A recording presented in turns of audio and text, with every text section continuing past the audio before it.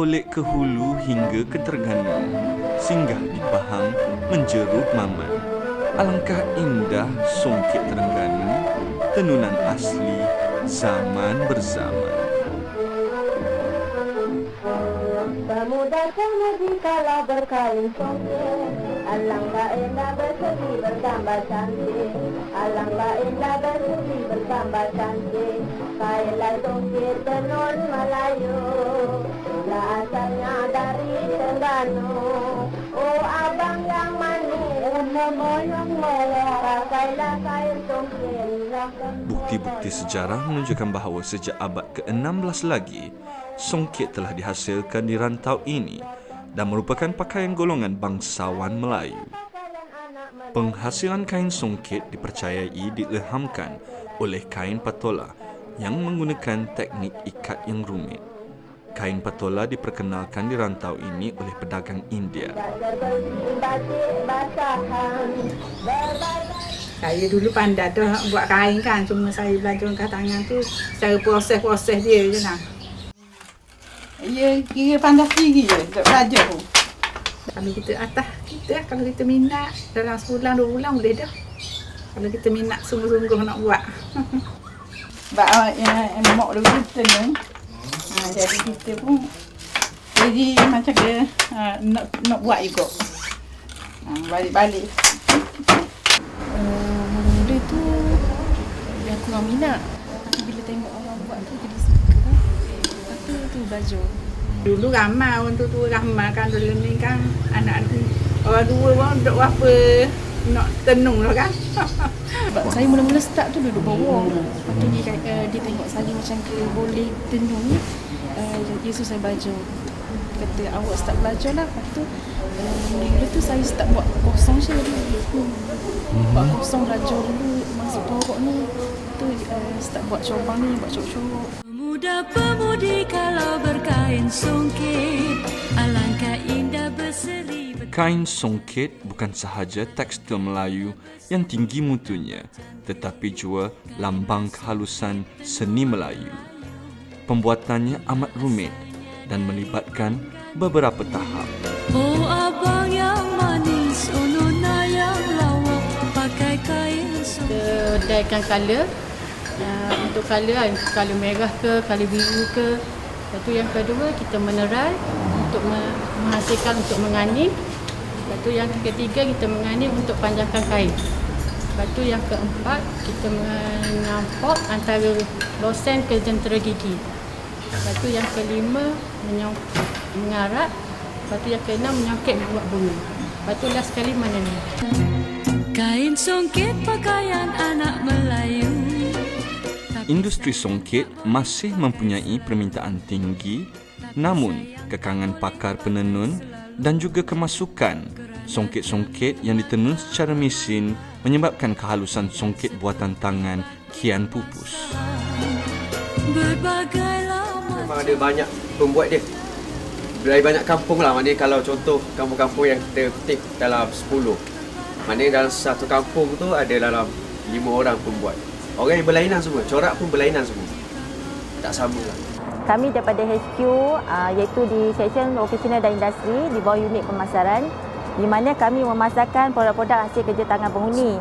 Dan seperti yang saya lihat, ini adalah serba sedikit hasil kerja tangan penghuni yang kita hasilkan di Jabatan Penjara Malaysia melalui CJ kemahiran yang kita berikan kepada mereka untuk diguna pakai apabila mereka dibebaskan kelak. Songket sememangnya salah satu fabrik warisan tradisi yang harus dipelihara kerana nilainya yang tinggi buat budaya bahasa. Pelbagai usaha telah dilakukan untuk menjadikan fabrik ini kekal relevan dan dapat diadun bersama arus kemodenan yang semakin pesat menjalar.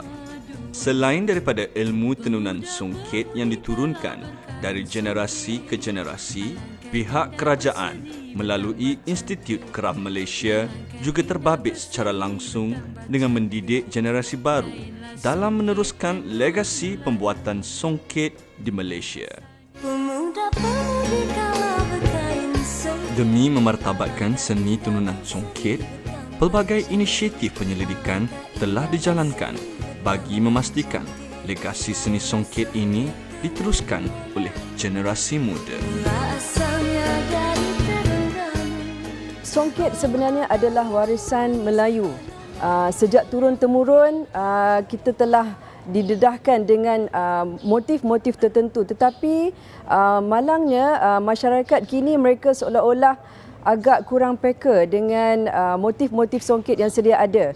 Jadi pihak kami mengambil inisiatif untuk menyediakan ruang dalam bentuk perisian yang membolehkan masyarakat akses ke arah mendapatkan maklumat yang bersesuaian dan relevan mengenai motif songket yang sebetulnya. Kajian yang saya sedang jalankan ialah untuk mengklusterkan ataupun mengelompokkan imej motif songket mengikut kategori. Maksudnya motif songket ni dia mempunyai pelbagai kategori. First ada flora, fauna, and then ada tumbuhan, and then kuih.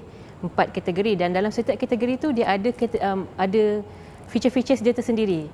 Jadi daripada situ tercetusnya idea untuk membuat clustering untuk setiap imej tu. Okey, tujuan dia adalah untuk membantu pengguna untuk mudah mencapai imej motif songket tu, dijadikan sebagai rujukan dan melihat mengetahui dia punya sejarah salah silah dia dan sebagainya lah. Tujuan utamanya adalah untuk mempromosi warisan negara lah, iaitu songket. Jadi kita nak menggunakan teknologi yang dapat menarik minat generasi muda sekarang, iaitu teknologi augmented reality. Jadi kita nak bangunkan satu aplikasi untuk songket. Kanak-kanak ke atau pelajar sekolah dia boleh install aplikasi tersebut, dan bila scan contohnya pada map ni, dia boleh nampak maklumat tambahan. Pemuda-pemudi kalau berkain songket, alangkah indah berseri bertambah cantik. Alangkah indah berseri bertambah cantik. Kainlah songket tenun Melayu, mula asalnya dari Terengganu. Oh abang yang manis, oh nona yang... Kini, kain songket digunakan oleh seluruh lapisan masyarakat sebagai pakaian pengantin, pakaian penari tradisional, pakaian semasa menghadiri majlis rasmi dan hiasan pada jubah convocation universiti tempatan. Selain pakaian, kain songket juga dihasilkan sebagai kain ela. Kain ini kemudiannya digunakan untuk membuat pelbagai jenis barang seperti sarung cushion, beg tangan, alas meja, alas pinggan dan barang-barang untuk cenderamata seperti fail eksekutif, kotak barang kemas dan sebagainya. Ada juga songket yang ditenun khas untuk dijadikan perhiasan dinding. Songket yang dibuat begini berbentuk bunga, tumbuh-tumbuhan dan tulisan khat. Harga kain songket didasarkan kepada kehalusan tenunannya. Kehalusan tenunan dapat dinilai dari segi kerumitan proses menyongket bunga-bunga. Jenis benang yang digunakan sama ada sutera, kapas atau polyester juga menentukan kelembutan, seri dan mutu kain itu. Malah kini kain songket digunakan oleh mereka fashion tempatan untuk dijadikan sebagai salah satu daripada fashion rekaan untuk dijual di peringkat antarabangsa. Giginya dua, tersenyum pula sambil ketawa, sayang sedikit. Songket sutera gagah dijunjung, panjang sutera cantik sentiasa. Adat dijaga, warisan disanjung, barulah terpelihara khazanah bangsa. For me, this is very special because it is made by hand, handmade, totally handmade.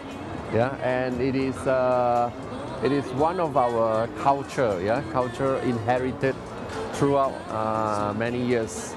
So I think we should appreciate this kind of artwork. They can put this as one of the accessories, yeah, because it looks very grand. Saya setuju sangatlah kalau songket ni diangkat sebagai satu warisan dunia. Kerana songket ni merupakan tinggalan oleh nenek moyang kita, so telah menjadi tanggungjawab kita sebagai generasi muda untuk menjaga warisan nenek moyang kita.